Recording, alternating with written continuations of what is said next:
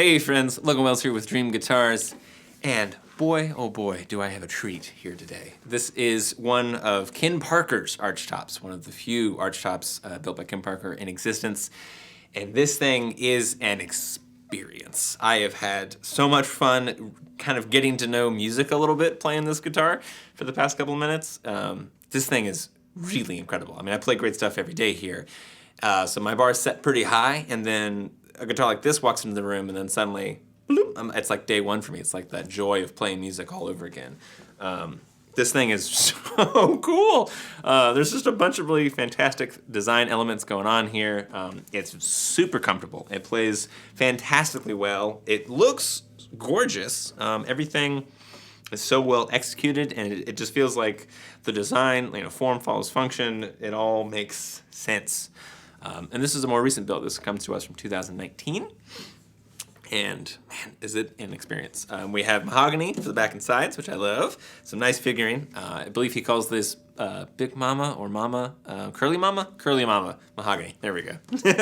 And the top is a wide grain red spruce top. Of course, we have an offset sound hole here, and we have some really cool Mahogany metal elements at the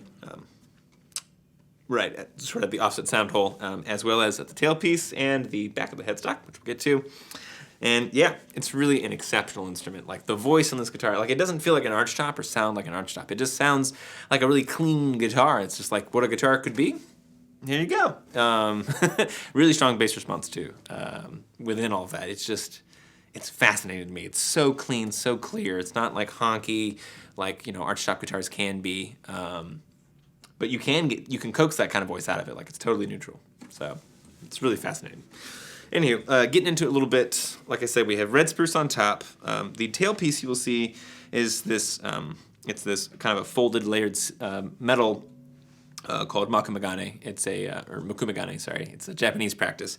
And it creates these really cool kind of layers and striations, sort of like Damascus steel is sort of a parallel to that. And it looks fantastic. I love when, there's only a handful of builders I can think of that do this at all. So I'm so happy to see it here and also at the offset sound hole. So a couple other things that are going on. This guitar is strung with phosphor bronze strings, even though it's an archtop instrument with a pickup. So Ken prefers the voice of phosphor bronze strings. He thinks that's the best way to make a guitar sound acoustic, and I happen to agree with him, of course.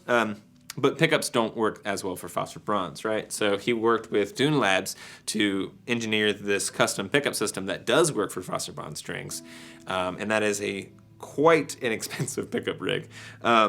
but it works really well here. And also, this is one of the things that Ken has kind of pioneered, is the thing he calls the magic knob. So your volume knob, it looks gorgeous. So you can roll the volume from the top, right? But it also has like the side of the dial. So you can still roll it sort of like if you're doing like a swells kind of thing.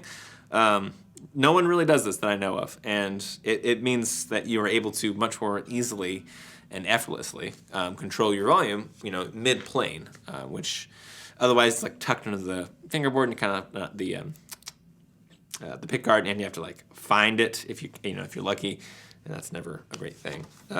But anyways, let's get into a couple more of the features about this instrument. We have more miles to go. So offset sound hole, so we maximize the real estate of the top, so that entire vibrating plate, this entire top, gets to contribute to the voice of the instrument by virtue of having this offset sound hole.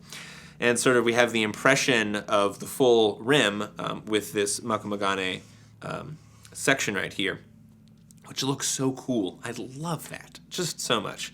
And from here you can see we have this really cool figuring for the sides for that mahogany, which is also indicative of the neck.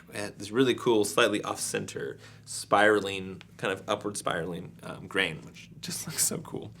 Of course, other things, to point out while we're here is that you'll notice the neck is supported by this slender carbon fiber block. And that is also in an effort, I think, to maximize the real estate of the top. So all of the top around here gets to vibrate and contribute to the voice. So it's not just, you're not isolated to pretty much here down. So additionally, we have violin-style edges here, which is just really cool. I love the way that looks. And then coming around to the back, here's more of that curly mama mahogany. I love that tight figuring. That's really cool stuff, so good. As we come up the neck, you'll notice it's also tightly figured, and it feels so good in hand. I love that satiny finish where you can kind of feel a little bit of the wood. It just feels comfortable, feels natural in your hands. And even though this is a slightly slender nut width, the guitar feels really comfortable in hand. Like, I usually prefer wider necks, but this thing is choice.